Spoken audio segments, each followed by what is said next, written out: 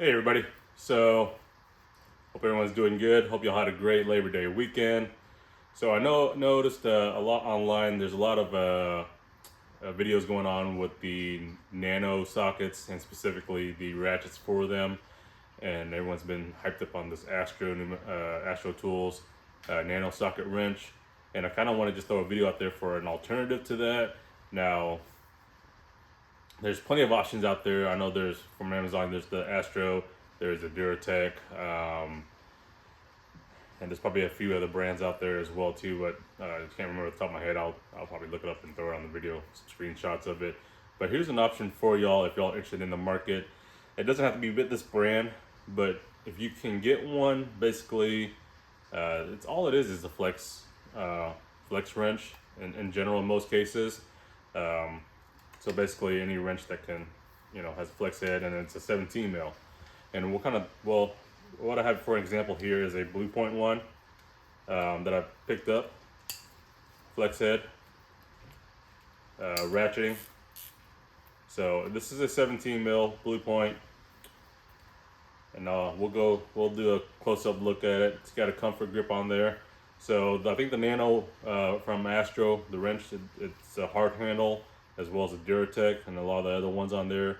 But I figured if it's a 17 mil, this one's got a comfort grip on it, there's another option for you. So let's go ahead and do a close-up look on this. All right, so this is a BLUEPOINT 17 mil flex head ratcheting wrench. It's not specifically made for the Nano sockets, but it does fit. All right, so there's the part number itself. That is B as in Bravo, O as in Oscar, E as in Edward, R as in Robert, M as in Mike, F as in Frank, L as in Lima, C as in Charlie, G as in George, 17 for 17 mil. So as you can see, now let's get the measurement of this.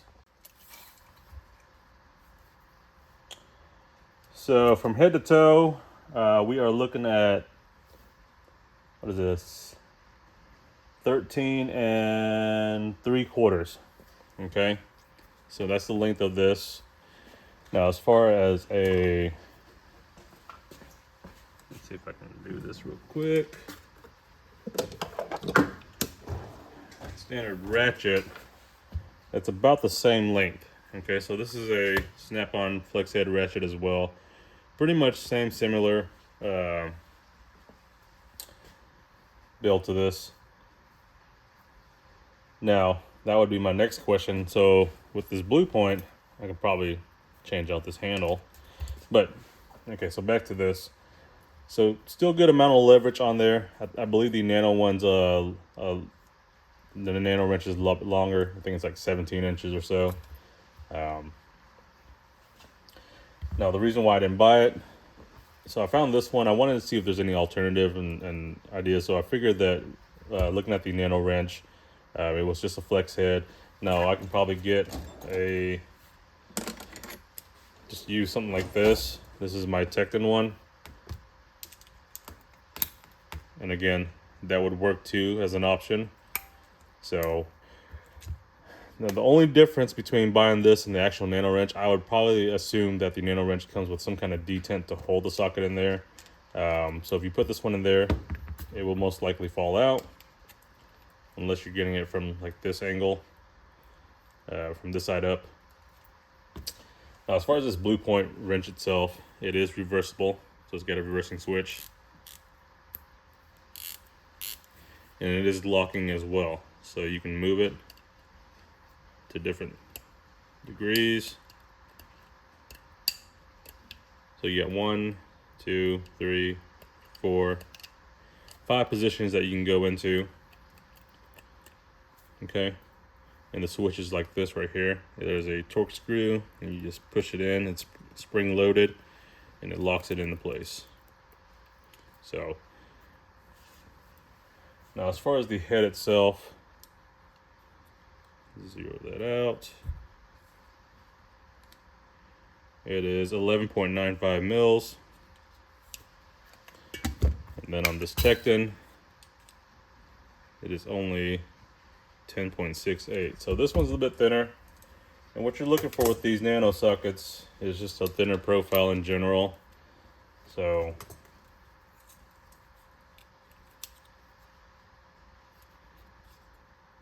come on. Together you're only looking at 23.74, whereas opposed to if you put this on a normal ratchet,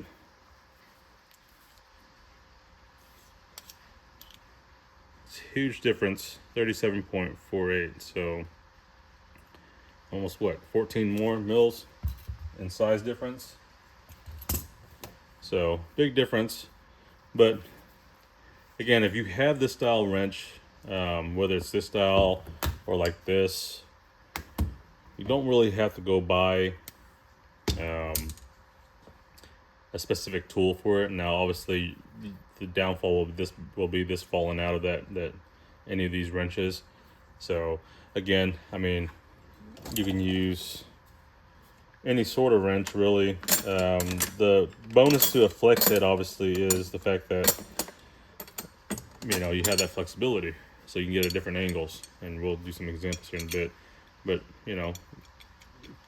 at this point here, it's just straight. Not a lot of flexibility to get into different corners and angles and stuff like that. But you can still get leverage on there if you have this. So again, there's some options there. Now you can also run a crow's foot on something like this, and then turn it or whatever. You're tight on space. So let's take a look at this and see if we can get some clear examples of this. All right, so in this situation here, you see there's not a lot of clearance here. Now there's going to be even tighter spaces or whatever, but let's say we get our socket on there. And imagine if there wasn't enough room to get that ratchet out once you back that fastener up.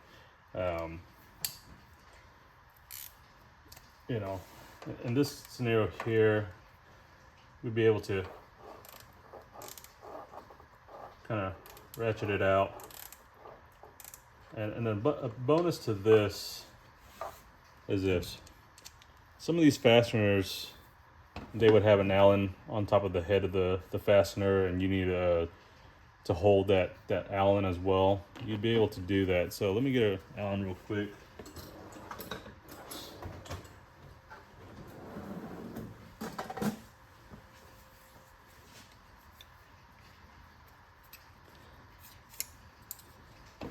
So in the event that you needed to hold an Allen on there, you'd be able to stick this in there and still ratchet it. So that's a good thing about this. It kind of acts like a pass-through in a sense, and that's really what a lot of the pass-through kits are like. So, it gives you that space with this 3/8 drive one. And that's really good. So this would be really handy in a situation where you're doing suspension. Now, obviously, so like this. So if you were gonna tighten that nut up in here, you'd be able to stick your socket on there, ratchet it off, and then still stick your Allen onto there. And then as well as like on trucks, SUVs, where the strut, the head of it is on underneath here, underneath the fender, and usually bumps up against the fender lining or whatever, or the frame. You're able to get that socket on each of these strut mount bolts, and then ratchet it on there, and as well as hold it if you need to. So there's different options there. This just gives you the clearance that you may need or may not need. Or I mean, obviously you don't need it, then you won't be in this. We won't be discussing this. But if you need it, you have that option and availability. So there's different applications you can use.